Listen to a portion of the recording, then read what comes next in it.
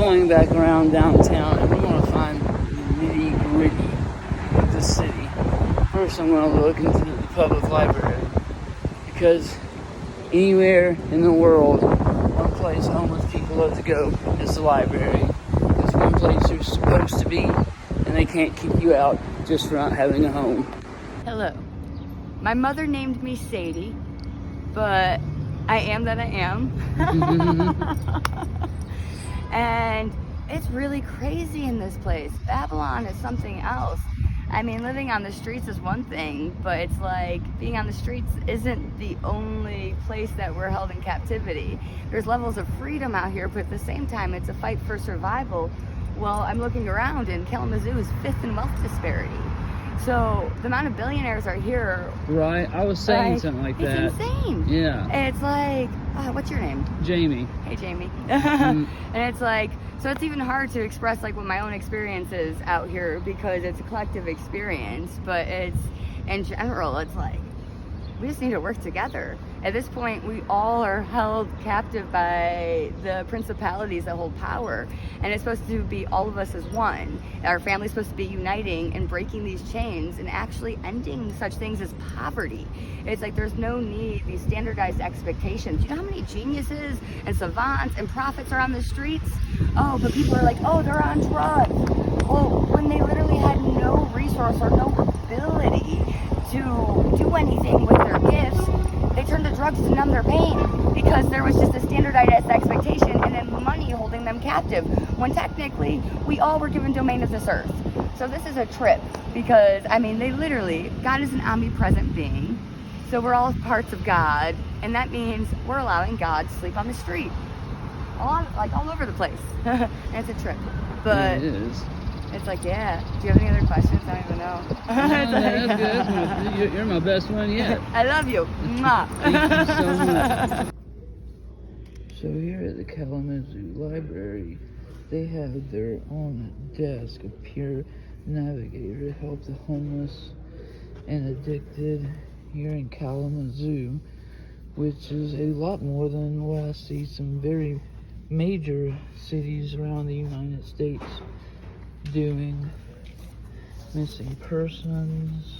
It's a very excellent resource to have.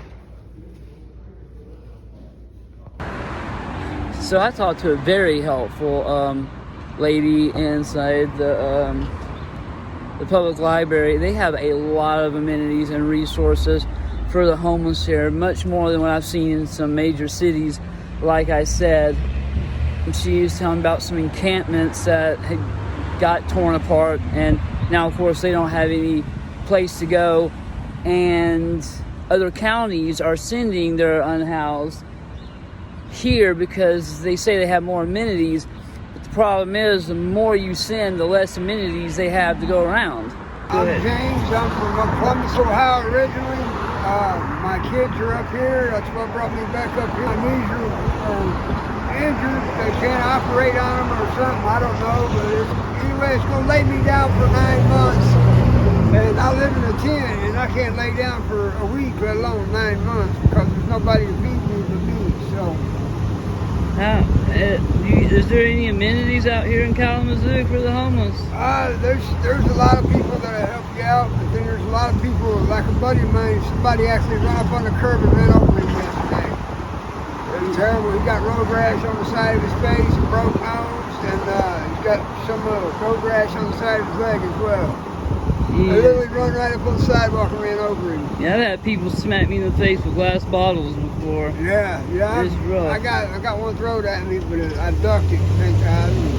That missed me, so. I think my experience was the richer people wouldn't give anything. It's usually the poorer people that will help you out. I've had more people pull over in a car with a door missing or a window busted out of it than I will with somebody driving a new Cadillac, man. Seriously. But now you do got some good folks out here that will help you, so you're far in between. I hear you. All right, thanks, James. Hey, no problem, man. So I just talked with a guy. I didn't have a chance to get my camera out. He was here at the bus station, and he's trying to get off ice. Nice guy. what he's trying to do is go up to Mackinac Island, which is up in the UP, Upper Peninsula, Michigan, where there's nothing around, where he can work and try to stay off of ice. And it'll work as long as he's there, but once you come back, it's really hard.